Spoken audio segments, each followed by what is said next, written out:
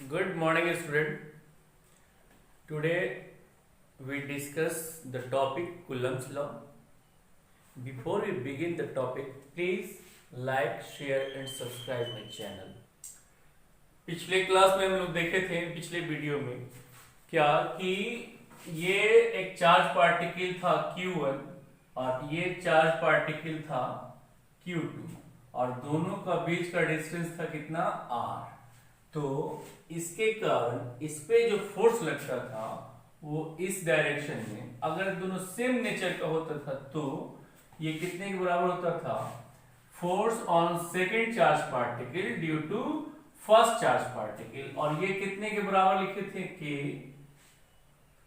Q1 Q2 by r square. अगर अब इसको वेक्टर फॉर्म में लिखेंगे तो F21 ये ऊपर वेक्टर मैग्नीट्यूड हो गया ये फोर्स का के Q1 Q2 by r square, और ये लिखते हैं यूनिट वेक्टर 1 2 1, यानी सेकेंड चार्ज पार्टिकल की ओर, किधर से, फर्स्ट चार्ज पार्टिकल की ओर से ये यूनिट वेक्टर है।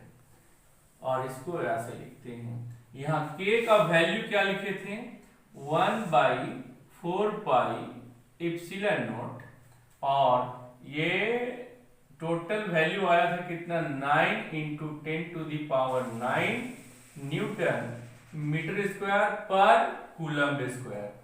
अब एप्सिलॉन नॉट का जो वैल्यू होगा वो कितना के बराबर होगा, एप्सिलॉन नॉट का जो वैल्यू होगा वो कितने के बराबर होगा, ये इधर चला आएगा तो ये हो जाएगा 1/4 पाई इंटू 9 × 10⁹ इसका जब वैल्यू निकालिएगा तो ये आएगा 8.85 into 10⁻⁻12 coulomb square by newton metre square. और इसी एप्सिलॉन नोट को कहा जाता है क्या चीज, परमिटिविटी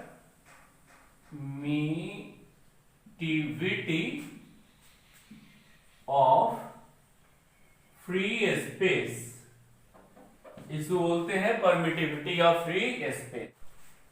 फोर्स ऑफ अट्रैक्शन और रिपल्सन, दो चार्ज पार्टिकल में जो फोर्स ऑफ अट्रैक्शन और रिपल्सन होगा इन ए मीडियम, किसी भी मीडियम में, एयर में, वाटर में, ग्लास में, किसी मीडियम में जो फोर्स ऑफ अट्रैक्शन होगा वो होता है 1/4 pi epsilon naught epsilon r Q1 Q2 by r square. Epsilon r को क्या बोला जाता है, रिलेटिव परमिटिविटी है ना, और Fm क्या हुआ, फोर्स इन मीडियम। अब है प्रिंसिपल ऑफ सुपरपोजिशन। अब क्या है, ये Q1 चार्ज पार्टिकल है और ये क्या है, Q0 है। ये दोनों का बीच का डिस्टेंस R1 दिया हुआ है, इसके कारण इस पे फोर्स लगेगा। अगर सेम नेचर का है तो रेडियली आउटवर्ड डायरेक्शन में लगेगा, और ये कितना के बराबर फोर्स होगा, ये होगा F01। ये कितने के बराबर लिखेंगे, K Q1 Q0 बाई यहां से लेके यहां तक के बीच का डिस्टेंस R1 का स्क्वायर। अब दूसरा है Q2, अब इसके कारण इस पे फोर्स इधर की ओर लगेगा, और ये कितना लगेगा, F01 F02 है ना, F02 के बराबर लगेगा। वैसे ही अगर ये मान लीजिए -Q3 होता तो इस पे जो फोर्स लगेगा अब अट्रैक्टिव फोर्स होगा, और ये ऐसे इस डायरेक्शन में लगेगा रेडियली इनवर्ड Q3 की तरफ, ये होगा F03। ये वेक्टर फॉर्म में इसको लिख रहे हैं, तो वेक्टर फॉर्म में लिखने के लिए क्या लिखना पड़ेगा, R1 यूनिट वेक्टर, इसका यूनिट वेक्टर इस डायरेक्शन में F03। अगर फिर मान लेते ये Q4 होता और ये माइनस में ही रहता तो ये भी अट्रैक्टिव फोर्स लगता, तो F04, तो ए वाले चार्ज पार्टिकल पे Q0 पे कितना टोटल मिलाकर फोर्स लगा, एक लगा इधर की ओर F नोट 1, एक लगा इधर की ओर F नोट 2, ये लगा नीचे इधर की ओर F नोट 4, ये लगा इधर की ओर, ये इधर की ओर F नोट 3। तो Q नोट पे नेट फोर्स कितना लगा F नेट, ये कितने के बराबर हुआ F nought 1 plus F note 2 plus F note 3 plus dot dot, जितना भी सारा फोर्स होगा वो सब का वेक्टोरियल सम होता है। इसी को कहा जाता है प्रिंसिपल ऑफ सुपरपोजिशन। अब एक क्वेश्चन देख लेते हैं। ये Q1 चार्ज है और ये Q2 चार्ज है, ये दोनों का बीच का डिस्टेंस कितना दिया हुआ है R। अब क्या कर रहे हैं कि ये पॉजिटिव है, ये चार्ज भी पॉजिटिव है, इन दोनों को लाइन को मिला दिए। अब बोल रहे हैं क्या, एक थर्ड चार्ज पार्टिकल को इस लाइन में कहां पे रखा जाए कि उस पे नेट फोर्स 0 हो। वेयर शुड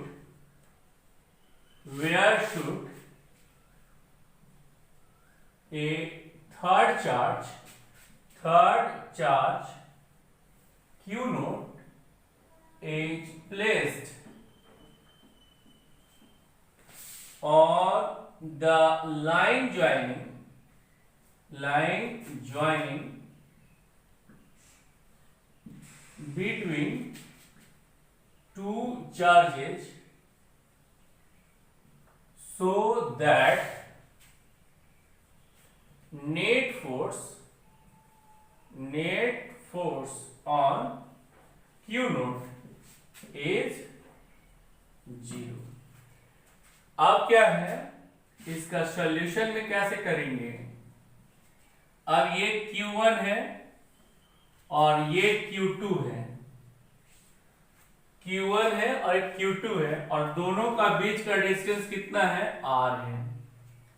अगर मान लीजिए यहां पर line joining between the two charges है ना, अगर यहां पर Q नोट का एक चार्ज रख दिए तो कितना डिस्टेंस पे रखे हैं x। अगर ये चार्ज है पॉजिटिव, ये भी है पॉजिटिव, इसमें देखिए दोनों पॉजिटिव चार्ज दिया हुआ है और Q नोट भी बोल रहा है माइनस Q नोट भी बोला, यानी ये भी पॉजिटिव है। तो इसके कारण इस पे फोर्स लगेगा इस डायरेक्शन में रेडियली आउटवर्ड, ये कितने के बराबर होगा F नोट 1। इसके कारण जो फोर्स लगेगा वो कितने के बराबर होगा, इसी डायरेक्शन में होगा, ये भी पॉजिटिव है तो ये प्लस हो जाएगा वेक्टर में F नोट 2। यानी यहां पे F नेट जो नेट फोर्स है can never be equals to 0। Similarly अगर मान लीजिए इधर कहीं रखते हैं, ये Q1 है और ये Q2 है, अगर यहां पे चार्ज को Q नोट को रखा जाता है तो इस पे भी इसके कारण इधर की ओर फोर्स होगा F नोट 2 और इसके कारण भी आउटवर्ड बाहर की ओर ही फोर्स होगा, ये कितना होगा F नोट 1। यहां भी F नेट का वैल्यू कभी भी 0 नहीं हो सकता है, कभी भी 0 नहीं होगा। दैट मीन्स कि Q नोट का वैल्यू इसके और इसके Q1 और Q2 के बीच में कहीं रखते होंगे तो कहीं जाकर उसका नेट फोर्स 0 हो रहा होगा। अब मान लीजिए कि ये Q1 और Q2 जो दिया हुआ है, ये Q1 है और ये Q2 है और इन दोनों का बीच का डिस्टेंस है R।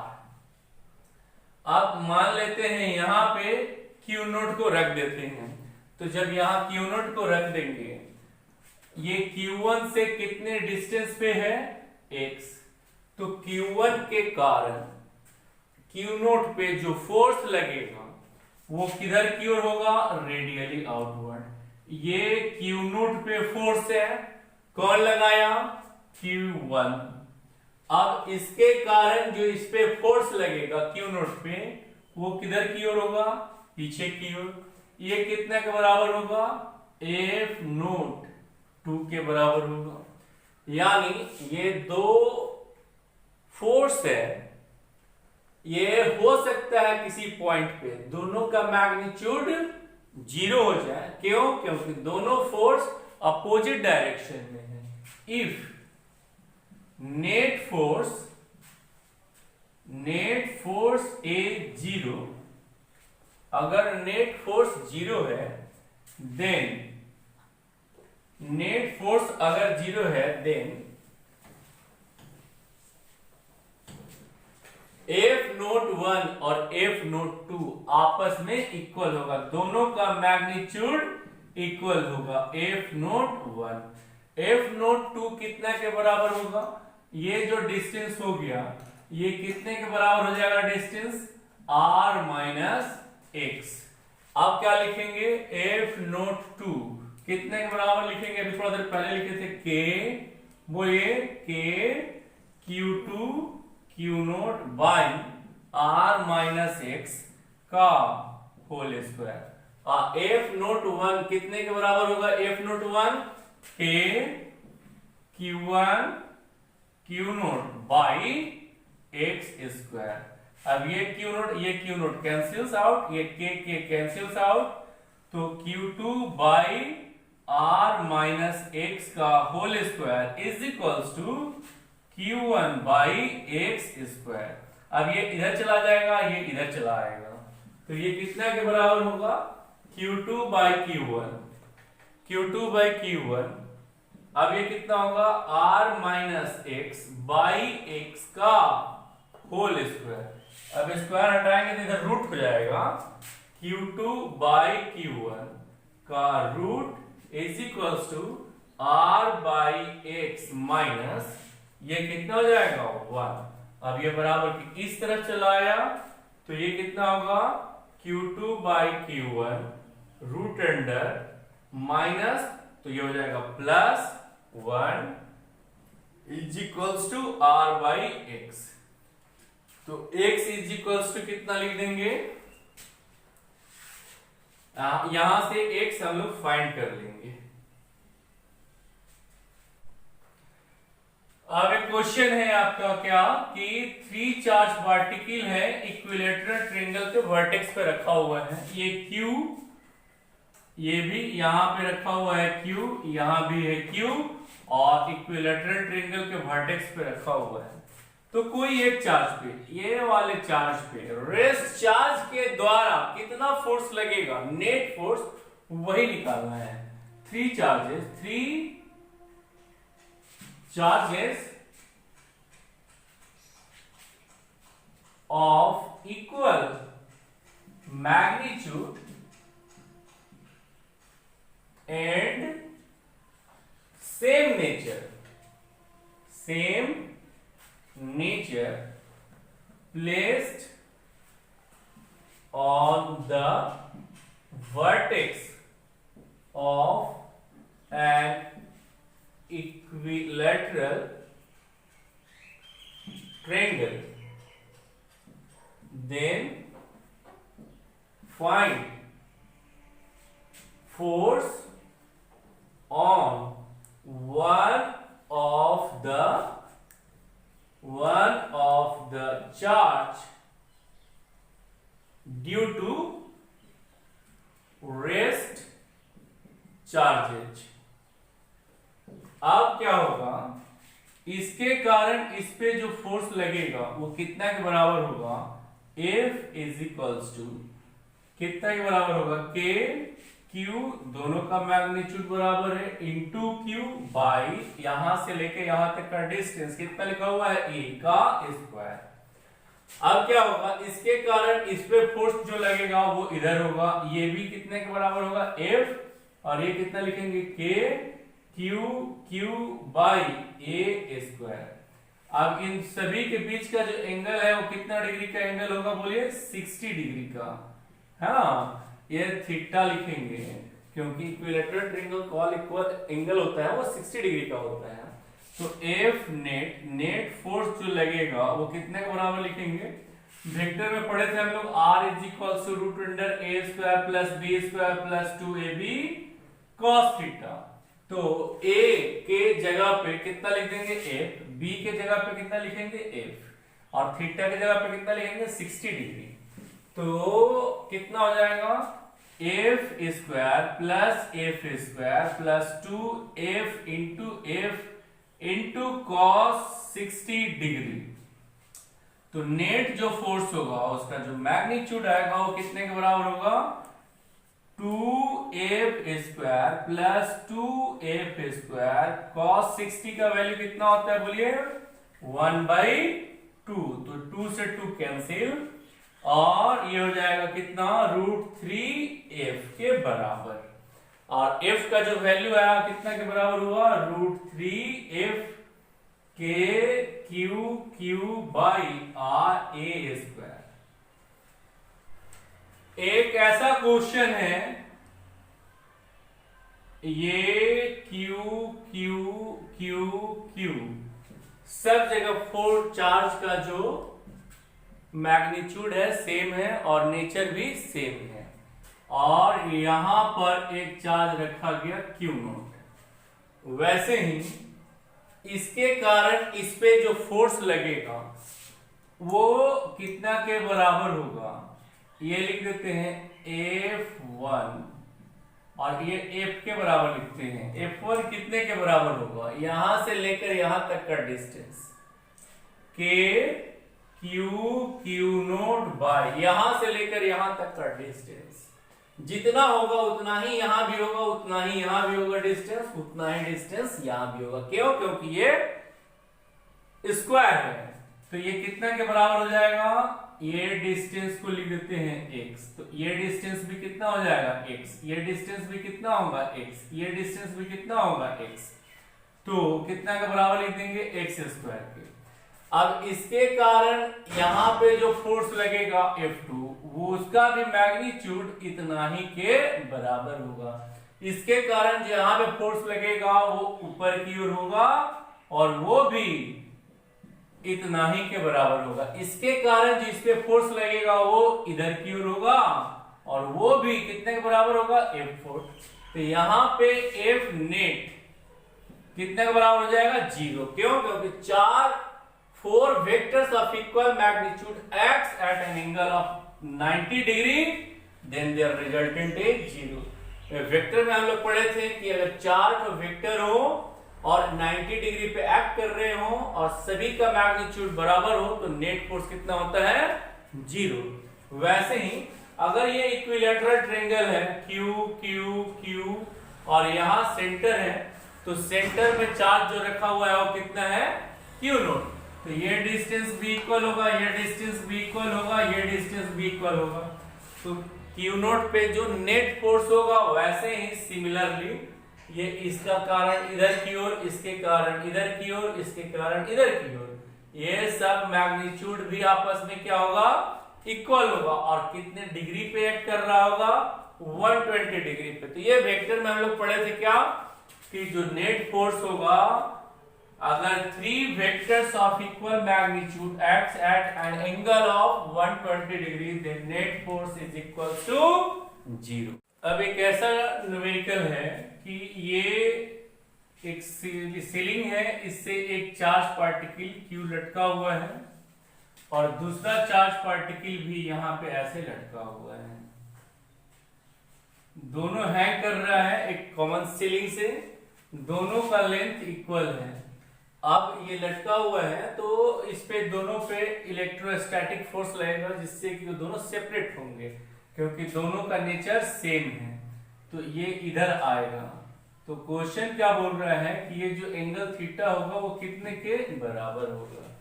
अब ये ऐसे चला जाएगा और ये ऐसे चला जाएगा। लटकने के बाद का जो बीच का डिस्टेंस दिया हुआ है वो कितना दिया हुआ है r। तो बोल रहा है कि इस पे टेंशन कितना होगा और ये थीटा कितना होगा। तो कैसे लिखेंगे, इस पे जो फोर्स होगा इस डायरेक्शन में ये कितना के बराबर लिख देंगे बोलिए k q square Q into q by r square और नीचे लगेगा कितना mg। स्प्रिंग में जो टेंशन डेवलप होगा कितना होगा T। अब इस T का कंपोनेंट एक इधर आएगा एक ऊपर आएगा। ये थीटा है तो ये एंगल भी कितना होगा थीटा। तो ये टी का कंपोनेंट इधर की ओर कितना हो जाएगा, टी कॉस थीटा, और इस टी का कंपोनेंट इधर की ओर कितना होगा, टी साइन थीटा। तो T sine theta is equals to कितना लिखेंगे,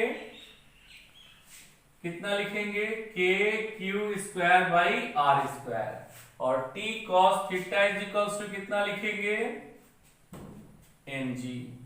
अब दोनों को डिवाइड कर देंगे तो t t cancels out, tan theta is equals to कितना हो जाएगा, k q square by r square into m g. यहां से थीटा निकाल लेंगे, ये वैल्यू ये वैल्यू ये वैल्यू ये वैल्यू ये वैल्यू सब नोन होगा, यहां से थीटा निकालेंगे, थीटा का वैल्यू इसमें निकाल रख देंगे किसी एक इक्वेशन में, तो टी भी निकल जाएगा।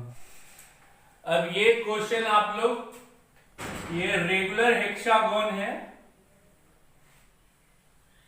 और इस सभी कॉर्नर पे एक क्यू चार्ज रखा हुआ है और सबका साइड कितना है, ए, और यहां पे एक चार्ज है क्यू नोट, इस पे नेट फोर्स कितना होगा, नेट फोर्स इस पे कितना लगेगा, ये कमेंट सेक्शन में नीचे आप हमें बताइए, कमेंट कीजिए।